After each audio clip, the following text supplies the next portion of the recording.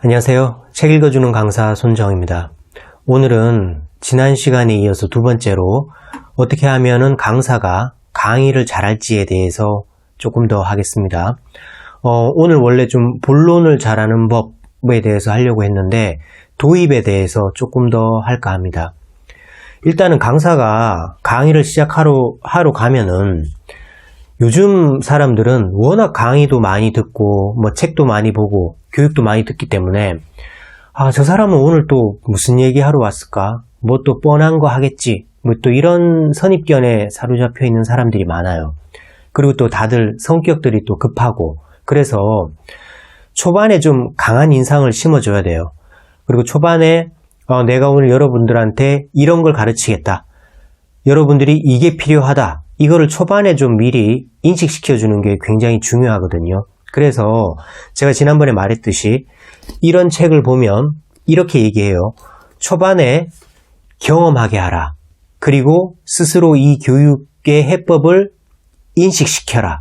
그 다음에 이론을 강의하라. 이렇게 경험, 인식, 이론 강의 이렇게 3단계로 강의를 하라라고 얘기를 해요.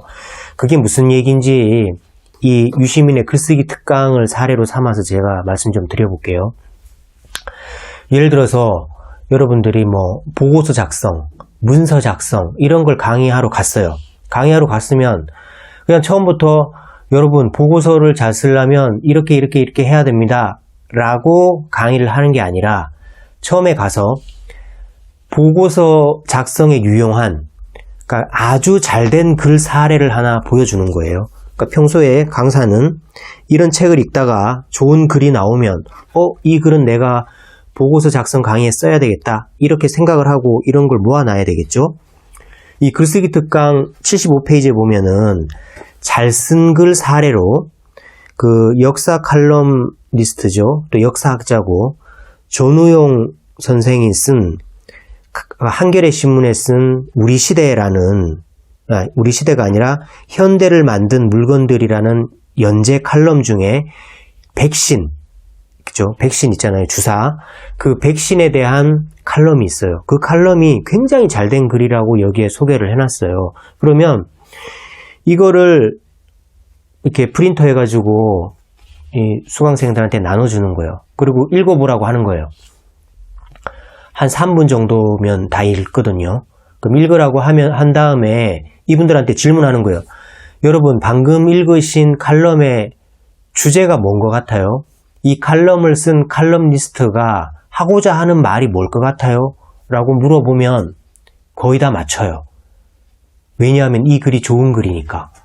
이 백신이라는 칼럼의 주제는 이 전체 칼럼의 제목이 현대를 만든 물건들이기 때문에 이 칼럼의 주제는 우리 인류가 바이러스, 전염병하고 어떤 사투를 벌여왔고 어떻게 백신이 개발됐고 지금 현재의 백신 개발 상태는 어떻다라는 전염병과 백신의 역사 이게 이 칼럼의 주제예요. 근데 이렇게 물어보면 이 주제를 다 맞춰요. 백신의 역사 같습니다. 뭐 전염병의 역사 같습니다. 이렇게 다들 대답해요. 그러면 물어보는 거죠. 맞다고. 여러분들 근데 어떻게 이렇게 주제를 빨리 아셨어요? 라고 말하면 이분들이 또 대답을 해요. 글이 되게 읽기가 편하네요. 아니면 소재가 되게 좋고 뭐 별로 군더더기 없이 필요한 말만 딱딱 했네요. 이런 식으로 다들 대답을 해요. 그러니까 질문을 하면 아니면 이거를 뭐 조별로 찾아보라고 할 수도 있겠죠. 그러면 다 찾아요. 왜냐하면 이 글이 좋은 글이기 때문에. 그러면 강사는 이제 얘기하는 거죠.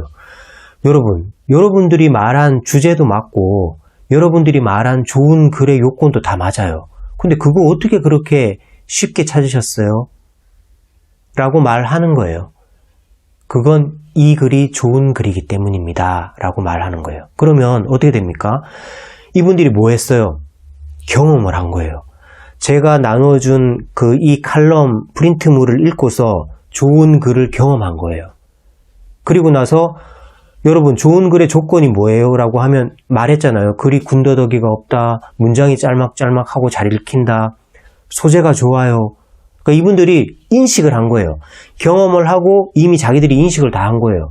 그러면 강사가 얘기하는 거죠. 그럼 우리 오늘 보고서 작성에 대해서 제가 강의할 건데 뭐 강의하면 되겠습니까? 여러분들이 말씀하신 거 강의하면 되겠죠. 좋은 글의 조건, 단문이라 그랬죠. 어떻게 표현을 잘할 건가? 그리고 글이 흐름이 좋다 그랬죠. 글의 구조가 뭔가? 그리고 소재가 좋다고 말씀하셨죠. 좋은 글의 소재를 어떻게 추출하는지 이 세 가지 우리 오늘 공부하면 되겠죠? 라고 하고 강의를 시작을 하는 거죠. 그러면 구조, 내용, 표현 이 세 개로 이제 큰 주제는 우리가 오늘 보고서 작성이잖아요. 그러면 그 안에 세 개의 소주제가 있잖아요. 구조, 내용, 표현에 대해서 딱딱딱 강의를 해 나가는 거죠. 근데 이 내용은 마지막에 이제 제가 경험하게 하라, 인식하게 하라, 그 다음에 이론을 강의하라 그랬잖아요.